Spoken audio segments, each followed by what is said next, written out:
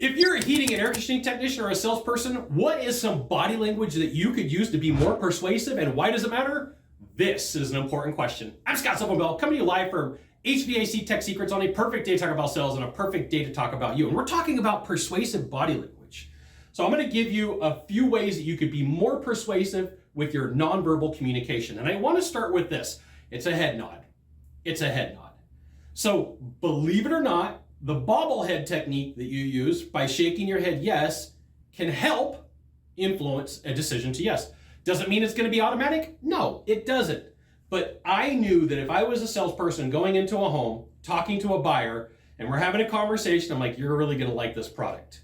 Well, there's this thing called mirroring, and it was found by an Italian professor in Italy in the 70s. And so what happened was, you're not supposed to eat in a lab. And they had some Reese's monkeys. And one of the professors went in there and they were eating ice cream. And there was diodes hooked up to the brain of the monkeys. And the monkeys said, like, the nervous system lit up. And the monkeys were pretending as if they were eating. They were seeing somebody eat ice cream. And they said, oh, all right. That person's eating ice cream. I'm eating ice cream. This is where mirror neurons came from. Mirror neurons, that whole belief came from a mistake in a lab in Italy. So there's times where you're like, yep. You're really going to like this. You're going to like our warranties and guarantees. You're going to be happy with everything. Does it close the deal by itself? No. Does it help? It gives you some bonus points. This is why you should join HVACTechSecrets.com. I'll give you the goods not in the Facebook group, not on the YouTube channel. That's what you need to know. So persuasive body language, I want to talk to you about anchoring. And two of the best people that I know about this are Tom Vizzini and Kim McFarland from persuasioncodes.com. I will put a link in their description. So if you drew a grid around me with 100 points, like look at graph paper, and it was visible graph paper, your brain remembers where information is stored. So if I say this right here is good, and I constantly tap the table, I mean, I wouldn't do it through a presentation like this, and I said this is bad, I'm spatially organizing information for you, and it's very persuasive.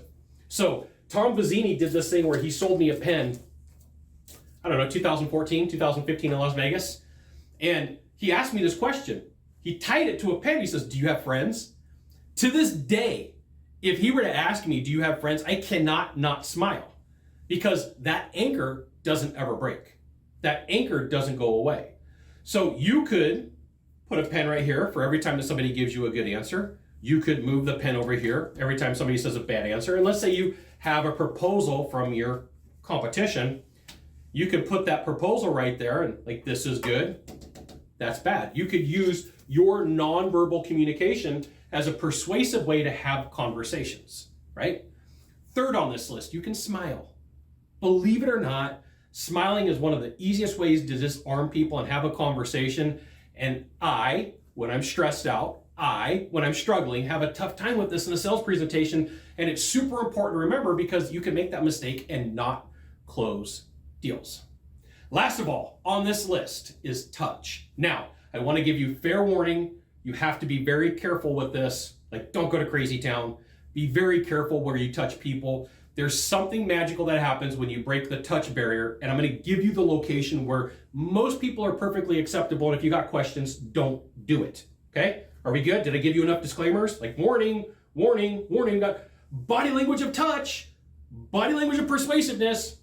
You can touch anybody from the elbow to the shoulder on the back of their arm and be okay. One of the people that I know that's very good at this is a dude named Mitch Smith, one of the best salespeople that I know.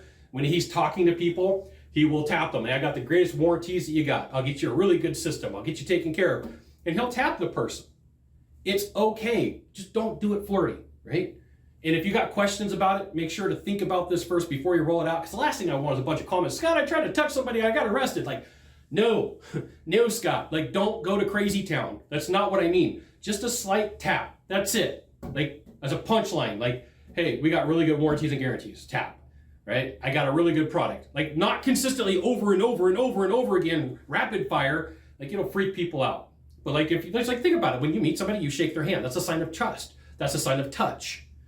When you're having a conversation, 20 minutes later, you could tap somebody on the shoulder and say, hey, I think you're really going to like this. Be careful.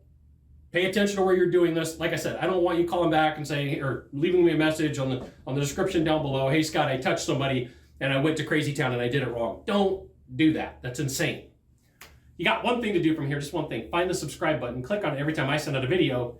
You'll get an update. This is HVAC Technician Sales Secrets, sent out another fantastic video. You should check it out, which you should. We'll see you soon.